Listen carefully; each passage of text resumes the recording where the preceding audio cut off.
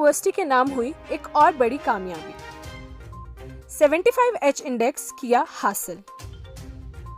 उत्तर भारत में रैंक हुई number 1। Vice chancellor Atul Khosla ने शोधकर्ताओं और शिक्षकों को दी बधाई। लगातार कामयाबियों की बुलंदियों को छू रही शूलिनी यूनिवर्सिटी। 2009 के बाद स्थापित हुई यूनिवर्सिटीज में शूलिनी यूनिवर्सिटी पहुंची नंबर 2 पर। क्यूएस रैंकिंग ने शूलिनी यूनिवर्सिटी को भारत के साइटेशन इंडेक्स में नंबर 1 पर दी जगह।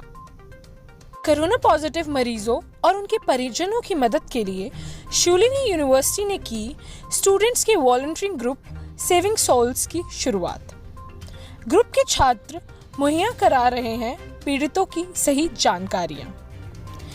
सेविंग सोल्स का नेतृत्व कर रही हैं पूनम नंदा। अंतर्राष्ट्रीय योग दिवस पर शूलिनी यूनिवर्सिटी में होगा विशेष योग क्षेत्र का आयोजन। मेजर जनरल अतुल कौशिक होंगे कार्यक्रम के मुख्य अतिथि। योग स्कूल की तरफ से 1 जून से आयोजित वेबिनार सीरीज का भी होगा समापन। शूलिनी यूनिवर्सिटी की तरफ से हाल ही में घटित पॉजिटिविटी ग्रुप स्टूडेंट्स के बीच हुआ काफी पॉपुलर। ग्रुप में छात्राओं के अलग अलग मुद्दों पर की जाती है चर्चा। नमस्कार, मैं हूँ भावना और आप देख रहे हैं शूलिनी संवाद। सबसे पहले बात करते हैं शूलिनी यूनिवर्सिटी की एक और महत्वपूर्ण उपलब्धि के बारे में, जिसके बारे में बताएंगी अलीशा। शूलिनी यूनिवर्सिटी ने एक और कामयाबी हासिल की। शूलिनी यूनिवर्सिटी ने 75H इंडेक्स हासिल कर विश्व स्तर में अपनी नई पहचान बनाई है। इस उपलब्धि को हासिल करने के बाद शूलिनी यूनिवर्सिटी उत्तर भारत में सबसे आगे निकल गई है। एच इंडेक्स रिसर्च क्वालिटी को दर्शाता है और इसकी गणना शोध पत्रों की संख्या के बराबर उल्लेखों की संख्या के आधार पर की जाती है। यूनिवर्सिटी के 75H इंडेक्स का मतलब है कि यूनिवर्सिटी के 75 शोध पत्रों का 75 बार उल्लेख किया गया है। यह पैरामीटर यूनिवर्सिटी की स्थापना की उम्र पर भी निर्भर करता है। चांसलर प्रोफेसर प्रेम कुमार खोसला और वाइस चांसलर अतुल खोसला ने शोधकर्ताओं और शिक्षकों को बधाई दी और कहा कि यह काम कुछ समय पहले तक बहुत ही मुश्किल लग रहा था। उन्होंने कड़ी मेहनत और इस मुकाम को हासिल करने के जुनून के लिए उनकी सराहना की। आइए सुनते हैं वाइस चांसलर ने इस बारे में क्या कहा। Good evening everyone. I remember 15 years ago when we were thinking about Shulini, conceptualizing Shulini University. Dr. Khosla came up with this thought of building a great research university. A university that competes with the best in India, a university that competes with the best in the world, especially in research. We all laughed at Dr. Khosla. We all said, Himachal mein, India mein, how can you make such a university? Where will faculty come from? Where will funds come from? And guess what? Yesterday, we hit the magic number of the H index of 75. Shulini University today is India's number 1 research-centric university. In QS, we were number 1.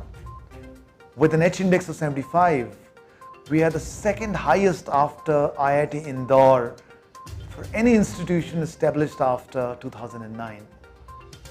Dear researchers, dear faculty, this is an unbelievable achievement. This is something extremely exciting, and I thank all of you for this wonderful, wonderful achievement. We have proven that we are second to none. We have proven that we can do it. We are the best, and you are the best. Teachers, faculty, students, staff, you are the best. So let's believe that we are the best, and in the next few years, let's make Shulini the Oxford of the East. A university that not just matches Oxford and Cambridge, but actually excels in many, many more parameters, gives back to society, makes sure that students from poorer backgrounds are hugely successful, and is able to take its research to the community in making people's lives better, better for the good, especially in areas of our specialization: food, health, medication, water, making sure that human lives are better, making sure that the world is a better place, making sure that the world is a peacer place. And more importantly, let's all be happy and make the world a happier place. Thank you very much, and once again, a big congrats. Have a great day. 2009 के बाद स्थापित हुई universities में Shoolini university number 2 पर पहुंच गई है। वहीं 2001 के बाद स्थापित हुई यूनिवर्सिटीज में शूलिनी यूनिवर्सिटी को 10वां रैंक हासिल हुआ है।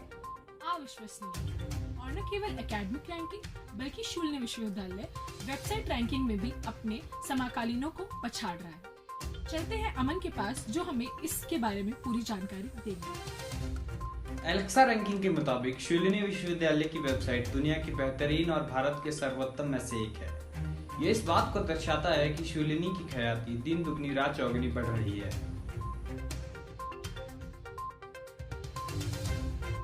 संस्थापक ट्रस्टी और निदेशक संचार श्रीमती निष्ठा शुक्लानंद ने कहा कि उन्हें अपनी टीम पर गर्व है।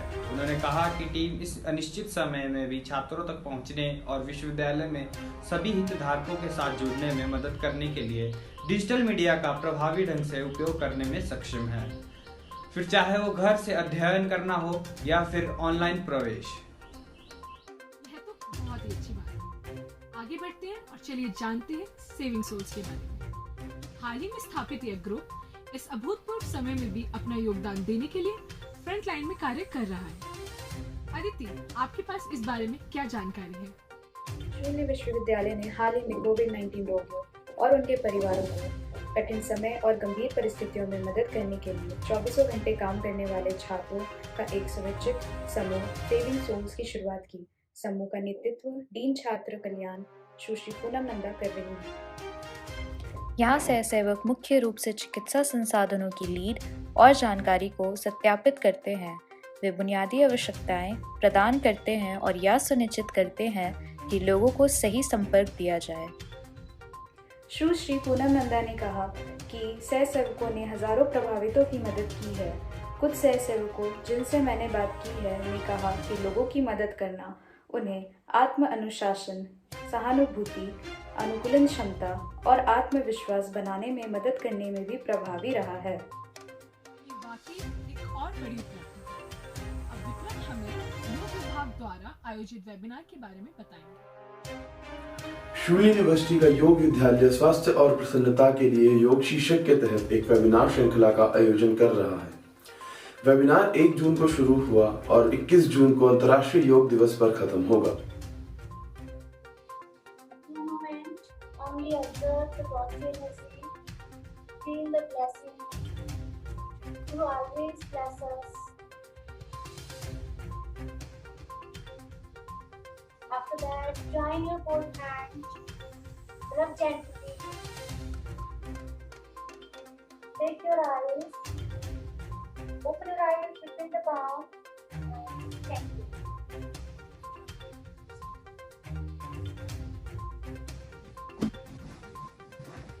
उस दिन सुबह 8 बजे से 9 बजे तक विश्वविद्यालय परिसर में विशेष योग पर सत्र आयोजित किए जाएंगे।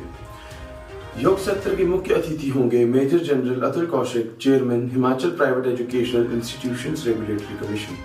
यह अच्छी खबर है। आगे बढ़ते हुए हाल ही में स्थापित सकारात्मक समूह की बढ़ती लोकप्रियता छात्रों के बीच स्पष्ट रूप से दिखाई दे रही है। पूरी जानकारी के लिए आइए रुक करते खुशी की ओर।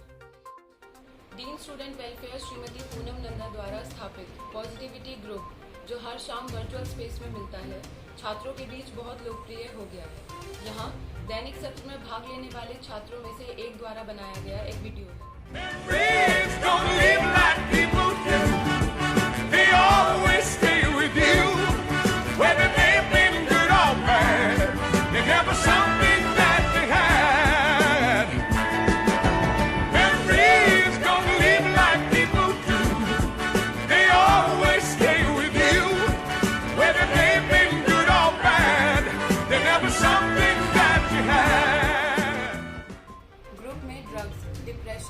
टॉक्सिक रिलेशनशिप से लेकर खोने वाले माता पिता तक के मुद्दों पर चर्चा की जाती है।